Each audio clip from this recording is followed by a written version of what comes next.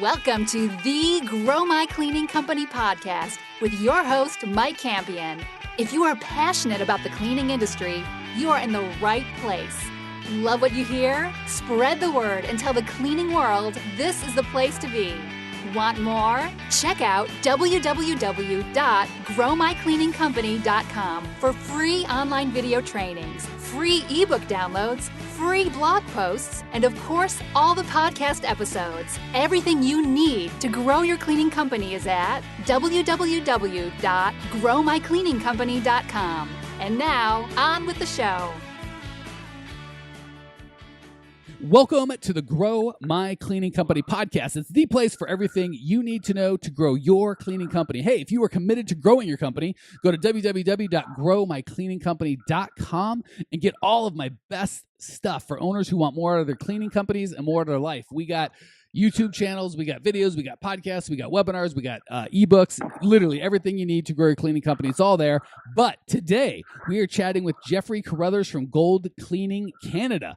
Gold Cleaning Gold Cleaning serves the Edmonton, Canada area with residential cleaning services. If you want to reach out to Jeffrey, you can get a hold of him at www.goldcleaning.ca.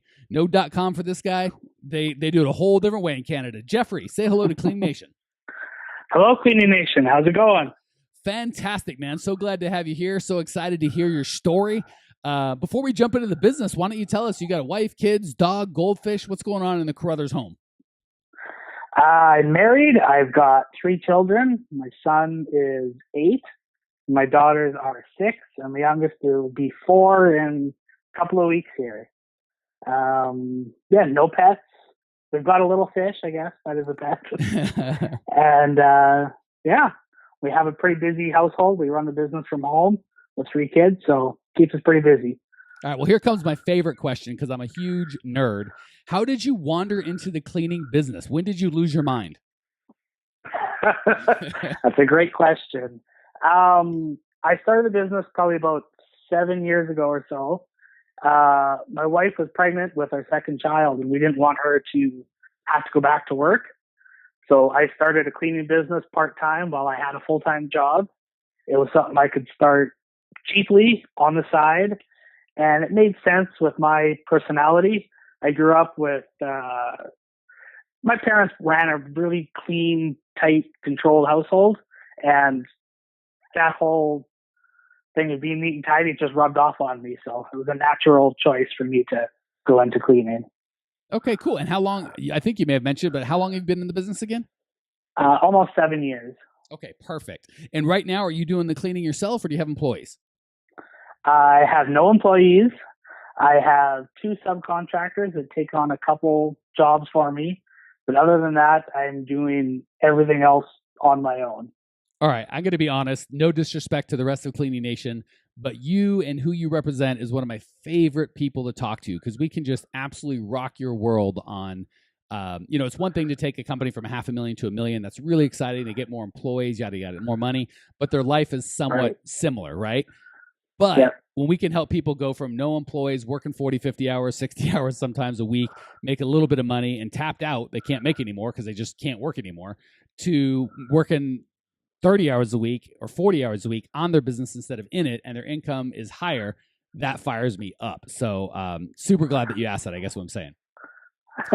Sounds good. That's exactly where I want to try and go. So sounds like this should be good. Perfect. Well, first thing I'm going to recommend is go, if you haven't been to the YouTube channel yet, I don't even know the thing, but if you just Google Google YouTube video, Grow My Cleaning Company, there's one, we have a video up there called Simple Clean, case study with my buddy Craig Kaluki. He literally 6 months ago is where you're at, and he's 8x'd his business. He's got 4 employees, and he does 0 cleaning now. And we just spent 15, 20 minutes on a Google Hangout, and he walks us through how he did that. So all of Clean Nation can benefit. But Jeffrey, for you, that would for sure be, and you'll see Craig, super nice guy, but you'll go, this guy's I could do that. That's so doable. So step 1, check out Craig's video. It's just simple clean case study. Google it with videos. I'm sure you'll find it. It's not hard. If I remember, I'll send you a link after this. Actually, I'll put a link to that on the show notes page. So when you can just go to your own show notes page and it'll be there. Okay. Sounds good. Yeah. So Craig's awesome. He's way smarter than I am. He'll give you all sorts of good stuff. That said, I'll answer your question today. So first of all, the biggest problem I hear, and tell me if I'm right or wrong or on page with you or not, is cash flow. If I work, I make $40 an hour or whatever your billing rate is, or $50 an hour. If I don't work, I got to pay the employee. So having to stop working to sell, now I can't make it. It's kind of a loop. Is that where you're at, or am I off page for you? You're exactly on target. Okay. So the big confidence I'm going to give you is 70% of that's in your mind. Okay. So not all of it, not 100%. I'm not saying you're making it up. I'm saying the reality is overcomable, but oftentimes, especially if you've been doing it 7 years and you haven't been able to make that transition, the reality, just because you've been doing it so long, feels unovercomable. So let me encourage you. People make this transition all the time. I help them do it. It's not as, after you look back, you'll go, well, crap, I could have just done that 5 years. Why didn't I do this earlier? Right. So that's the first thing I'll give you. Second thing is, are you residential, or I think in the intro you said just residential? Is that the case? No, it's actually just commercial. Oh crap! You gotta. When I start saying crazy stuff like that, you gotta tell me, slow me down. Yeah, I'm sorry. I didn't want to interrupt. You dang Canadians are so nice. You won't tell a dumb, loud American to shut up, so you can correct him. Well, I will next time. I promise. All right, man. Well, cool. That actually makes my job / your job easier. Most of the commercial accounts are going to be cleaned at night, correct? After 5 o'clock at night when they shut down? Right. Perfect. So during the day, that leaves you free to roam the earth and sell whoever you want, whatever you want, correct? That's true. Giddy up. So here's how it works. If I'm assuming you're at the spot where you're like, right now, I've got, whatever, 8,000, whatever your money is, doesn't matter. You're like, that pays my bills. And if I, let's just call it $5,000 to make it easy. And you keep 4,700 of it because you do all the work, right? Right. And you're like, hey, if I pay somebody, now I'm only going to be able to keep 2,500 or $3,000 of it. That's not enough. So I don't know what to do, right? Correct. Okay. So here's what you do. You keep selling. And again, I get, you're like, well, yeah, it's easy to just work day and night, but I'd like to sleep and hang out with my kids and be a human. That would be nice. Yeah. Yeah. So I'm not saying you got to sell till the end of time, but maybe for 30 to 60 days, maybe 90 if you're terrible at it. You're just going to have to work harder than you're used to, but that'll get you to not having to work it. It'll be worth it for the rest of your life. So just earmark every job going forward as you're only going to sell jobs that have that you contract or hire people for. So every single job you sell is now contracted. So what'll happen is, say you sell $1,200 worth, 2 $600 jobs or whatever. I don't know what size contracts you take on up there. You can have your subcontractor start as you go and then start, filling them with employees. But say you sell $1,200 worth of work, you're never, ever going to clean those buildings ever. The owners of those buildings will never even know that you can or will clean. They don't even know. Right. So let's just call your margins half, right? It could, maybe it's 30%, maybe it's 60%. Let's just say 50%. So if you sell $1,200 worth of work this next month, well, that's $600 coming in for the foreseeable future, right? Right. Yep. Okay. Well, shoot. Now you can hire a $600 employee. Yep. And you so basically now, so you just every month you just sell your way out of it. Again, it's super easy. If you're doing all residential, it's tough because now you got to sell at the same time you clean, and it's a bear. But now, by virtue of you doing commercial, every new job that you sell, you never clean it. So, and every time you can take that revenue and instead of putting it in your pocket, so you get a $600 raise, you hire a $600 cleaner. If you're paying your cleaners $10 an hour, that's 60 hours a month you just cut out of your schedule.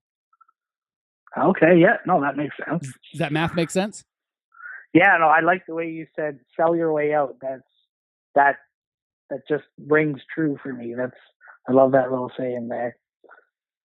Yeah, and I hate saying this because people don't like when they ask me one thing and I answer another, and I've got a terrible habit of doing that. But really, when people ask, how do I make that transition? 9 times out of 8, it's not a hiring people cash flow problem. It's a client acquisition problem. Right. Yeah. Right? No, that's true. Yeah, if I had 20 commercial clients or 20 of your ideal clients that were lined up, ready to walk through this, hey, we're ready to sign, and we're all $800 each, and we can sign 2 a month for the next 10 months, you would have zero problem with making that transition, right? Right. Yeah. Yep. So honestly, the real thing is we just got to get you a client acquisition system more than a how do I transition out. Next, last kind of bonus info before we move on to the lightning round you get to share is if your margins are right, you're always going to make more selling. So I said 8 out of 9 times it's a client acquisition. Actually, it's still a client acquisition problem, but a lot of times the problem is when your margins are too small. So a huge mistake cleaners that are owners make is they charge for their time. So again, I don't know what the Canadian dollar's doing with American dollar, and I'm too ignorant to change it. So I'm just going to talk in American dollars. You can afterwards listen back and do the math and find out what the hell I'm talking about. I can do the math, yeah. Yeah. So in American dollars, say, here's the problem. If for commercial cleaning, depending on the size of the job, $25 an hour would be a huge job where there's very thin margins, but there's a lot of hours, and you might get up to $50, $60 an hour if it's a small job and there's only 2 or 3 hours a week or a month. So that's kind of the range that you play in. But say an average cleaner makes $10 an hour, and let's just call it $40 an hour to be kind of on the low side. Is what you're charging. Well, that's a $30 margin, right? So a lot of times if people have problems making that switch, they're getting tricked into thinking, well, I'm doing the cleaning myself, so I can do it cheaper and get more work. So I'll just charge $20 an hour, which is way below market value because I don't have to hire a guy and do a guy. But the problem is now you just bought yourself a job. You might just go you're making $20 an hour as opposed to $10 an hour, but you got 5 times the headache. So Are you billing your customers appropriately with market value, or are you billing them what you would pay yourself? I think I'm billing appropriately for market value. Okay. I kind of went into it thinking I want a price to where when I have staff, I don't have to raise prices on clients. That's exactly where you need to be. Get them annoyed at me for doubling their price. Okay, good, because that's the big problem is if you don't have that. So there should never be, and this is more for Cleaning Nation than you, Jeffrey, because it sounds like you've got it, but I want all the listeners to get this as well. I'm so sick of, I want to choke people out when I hear, well, when I do the work, I price it. No. The work is the work. An hour of cleaning costs what an hour of cleaning costs. If you do it, well, you're just being a knucklehead, but that doesn't have anything to do with your customer. He doesn't get a discount. And if anything, he should pay way more for you to do it because you could be doing selling activities, which are $100 an hour activities, or systems building, or vision building, which is $1,000 an hour activities. The fact that you're doing a $10 an hour activity, which doesn't matter if you charge $10 an hour, $2 an hour, or $100 an hour, it's still a $10 an activity. That doesn't have anything to do with what you charge your customer. So Cleaning Nation, please hear me. Never make a distinction between, well, when I clean, I can charge less. That's insane. If anything, you should charge more, and you can't charge enough because guess what? If you're cleaning, who's running your damn company? Nobody. The janitor is, because that's you. All right, rant over. Stepping off of my soapbox. Before we move on to the lightning round, I give you a chance to contribute back. Any questions, comments, thoughts before we move on? No, everything seems pretty straightforward to me.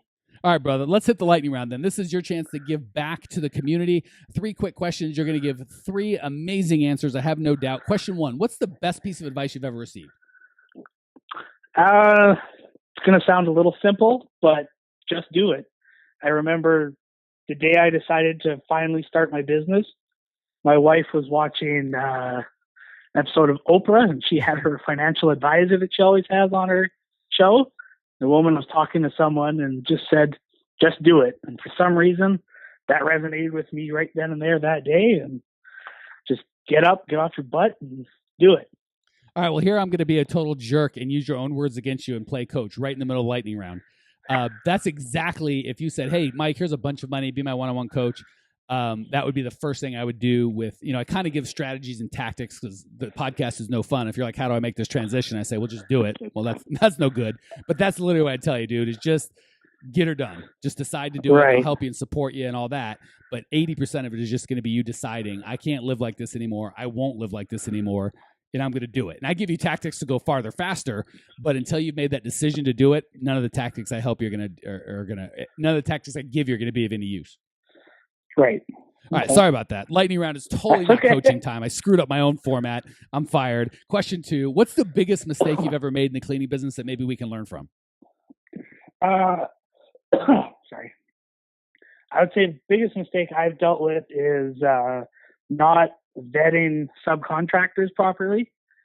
I had a job a few years ago where I got to go ahead to start a job 2 or 3 days before it started. I hired the first subcontractor I talked to, and it was a nightmare to say the least. So just vetting them, make sure they are what they say they are and they can do what they say they can do. And yeah, just double check, triple check. Man, and that works. This is a whole different discussion, but that rings true with subcontractors. It rings true with employees. It rings true with vendors. So true. Anyone you're going to work with, you got to know who they are. Question 3. What's one idea owners of cleaning companies can put into practice right now, today, before their head hits the pillow that will improve their lives and or their businesses? The biggest thing I could suggest is look into joining some sort of networking group. I've recently joined a chapter of BNI, Business Networking International, I believe it stands for. Mm-hmm. And I'm typically an introvert, and this has definitely helped me come out of my shell on meeting people and growing my network and learning to speak in front of people, getting more confidence as a business owner. I think it's a great way to grow the business.